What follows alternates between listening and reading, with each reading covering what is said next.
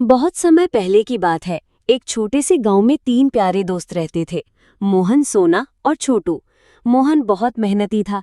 सोना समझदार थी और छोटू हमेशा मजाक करता रहता था। तीनों हर काम मिलकर करते और गांव वाले उन्हें बहुत पसंद करते। एक दिन खेलते खेलते वे गांव के बाहर बहुत दूर निकल गए।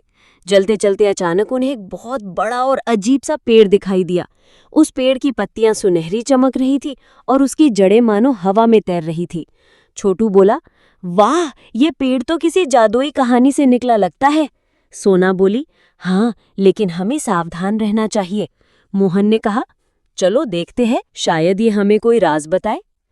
तीनों पास गए तो अचानक पेड़ की शाखाएं हिलने लगी और एक मीठी आवाज आई, मैं हूँ चमत्कारी पेड़, जो भी सच्चे दिल से इच्छा करता है मैं उसे पूरा करता हूँ।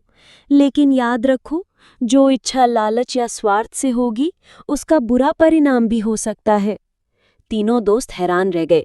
सबसे पहले छोटू आगे बढ़ा। वो बोला, मुझे बहुत सारे लड्डू चाहिए ताकि मैं पूरे गांव में बांट सकूं।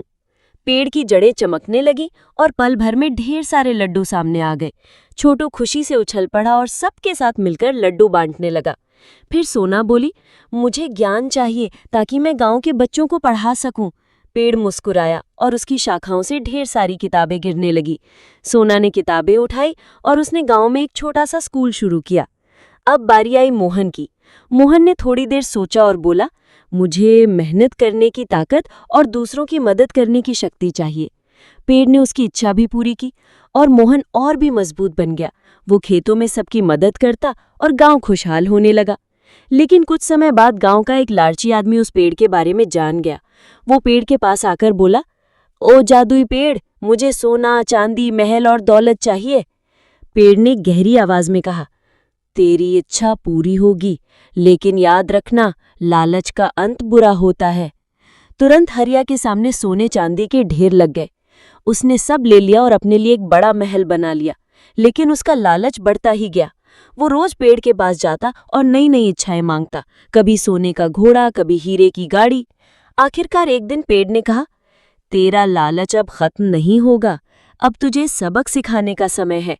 अचानक हरिया की सारी दौलत हवा में उड़ गई और उसका महल भी ढह गया। हरिया अकेला रह गया। उसे अपनी गलती का एहसास हुआ और वो गांव वालों से माफी मांगने लगा।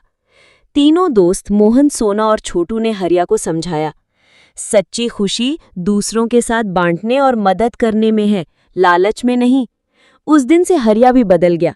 उसने गांव के कामों में हाथ बटाना शुरू किया और सबके साथ मिलकर खुशहाल जीवन जीने लगा। जादुई पेड़ अब भी वहीं खड़ा है, लेकिन वो केवल सच्चे दिल वालों की इच्छा पूरी करता है। चैनल को लाइक करो, सब्सक्राइब करो और घंटी जरूर दबाना।